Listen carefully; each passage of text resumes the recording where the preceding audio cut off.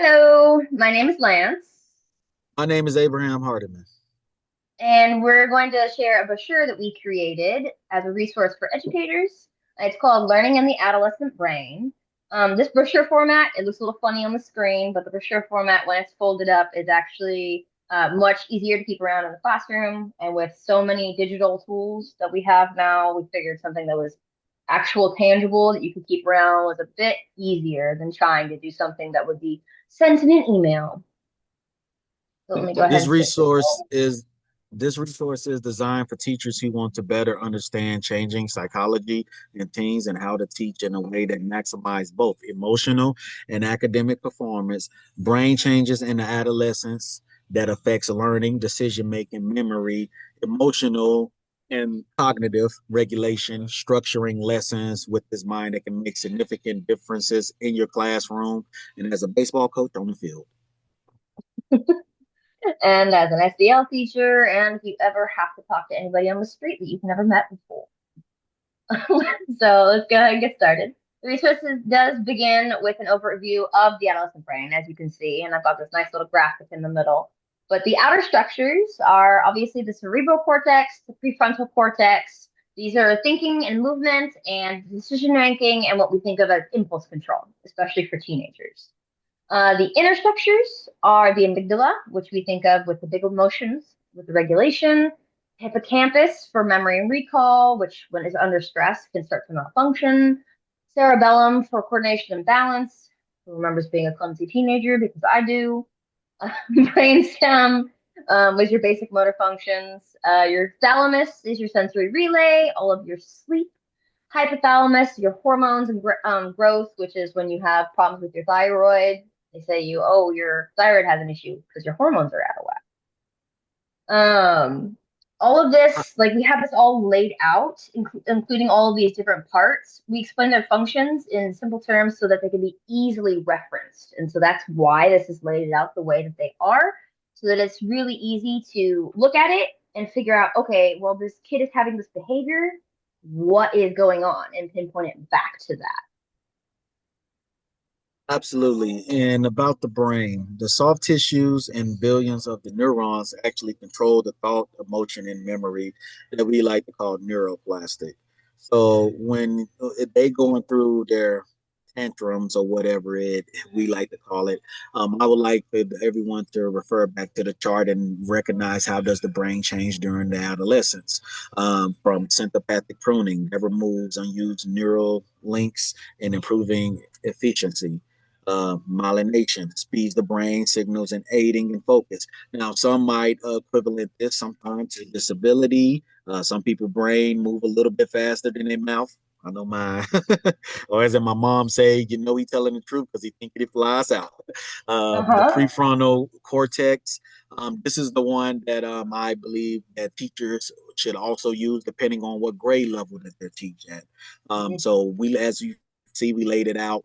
The prefrontal cortex is all about maturity. So depending on which grade level you is, understand the prefrontal cortex ain't developed all the way.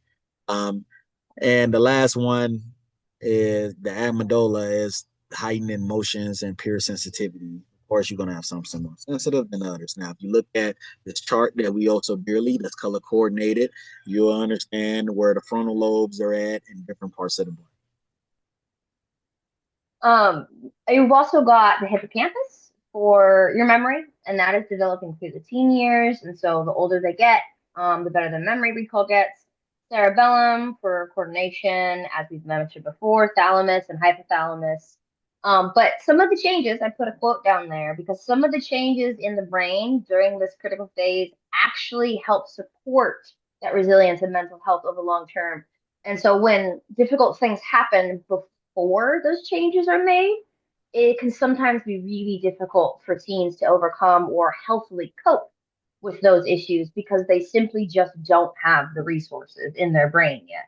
So, learning when and how these changes take place in the brain is really important for teachers so that when they see those signs, when they see those issues struggling, they know how to pinpoint the issue and make strategies and changing classroom instruction accordingly.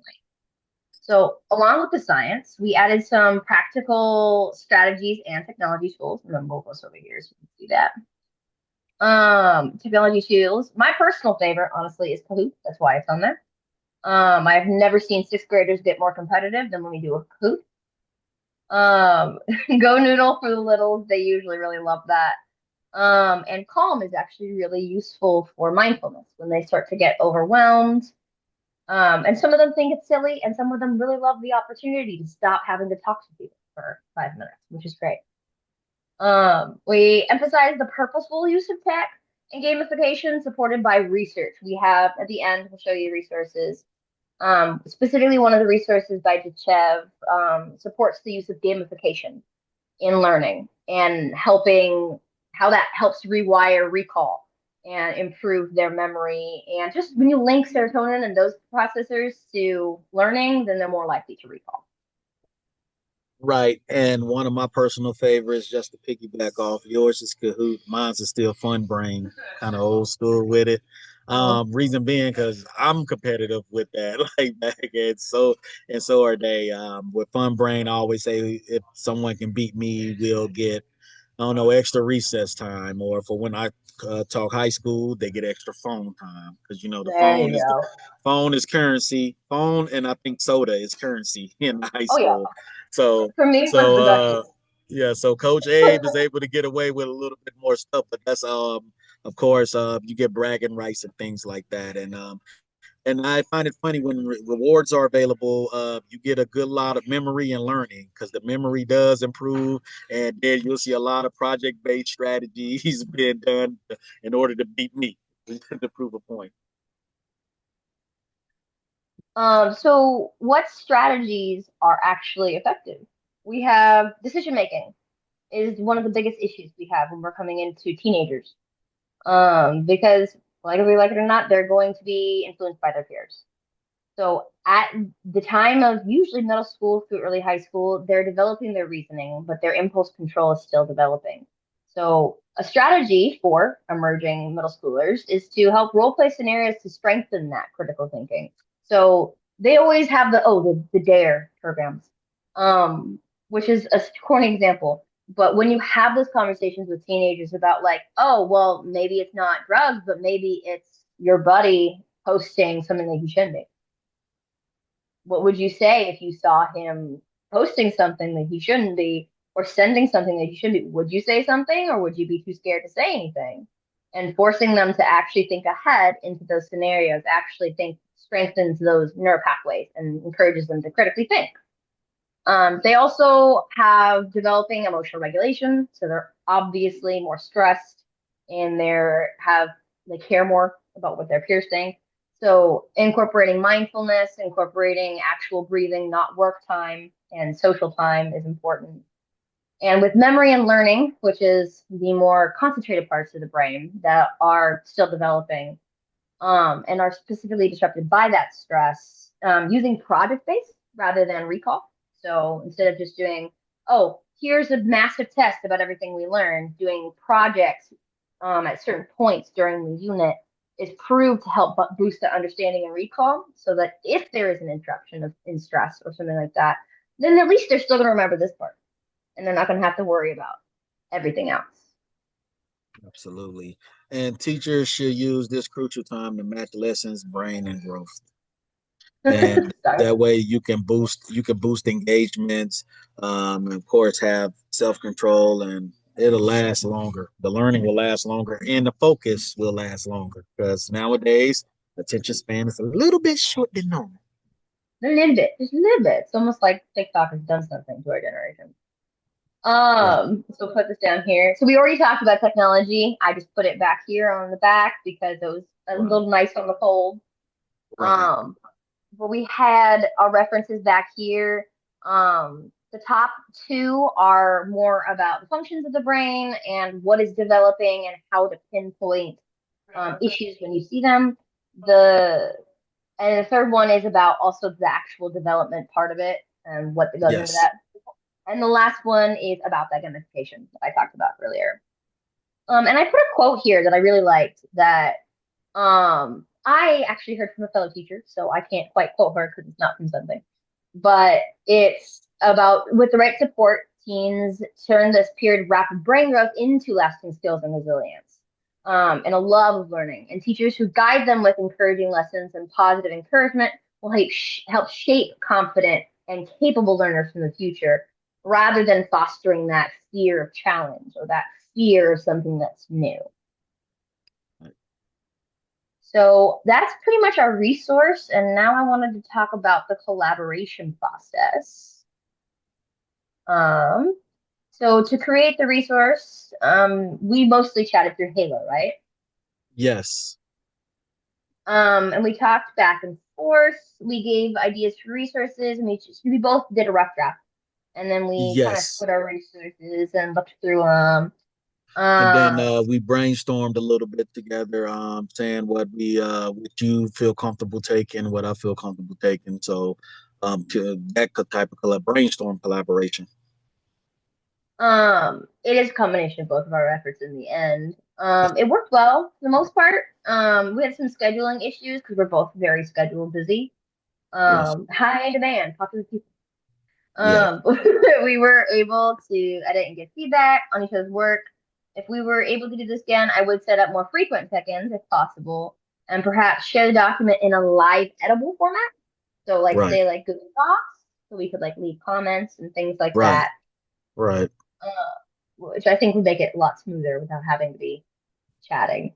That and for me, because I like the video chat after speaking, working with you and stuff like that. So before, if I could do it different, I probably would have just got you the video chat, and we would have had hashed it out right then and there, and just build from there. That So makes that's, sense. I Yeah. mean, just like I said, about better communication on my end for sure.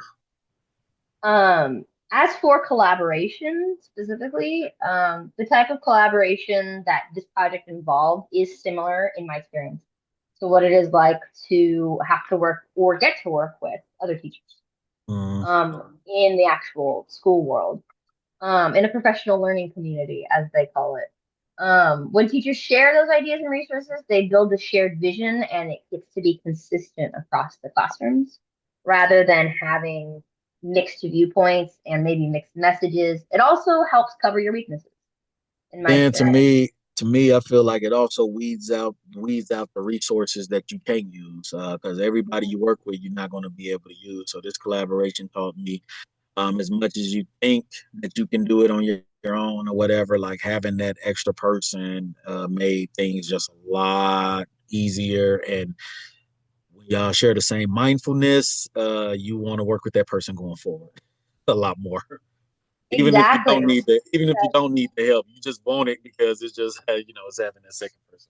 Exactly. And that's exactly what it does is it fosters that social community and a supportive school culture because it's easy to feel like you're in it alone when you're Mm-hmm. teaching because you can be very isolated in your classroom with 30 to 40 teenagers. Right. Um, but in reality, we're all doing the same thing in some way. And so it does foster that strong sense of belief in community, which is important. Yes. And naturally, we have an ego. Like all teachers have an ego. Mhm. I think that's what makes us do our job, though. Like we, It keeps us like we don't. humble. The problem is, I can tell you this: we've had no support from the administration and parents for so many years to the point where we don't ask for help anymore. We just Mhm. it's literally like we'll just do it ourselves. Why ask if it's just like, oh yeah. And I will go ahead and embed that video link where you see that video link thing there. And I think that's about it. Alrighty. Um, Thank you for collaborating on this and thank you for your time learning about this resource. We'll talk to you guys later. Bye Bye.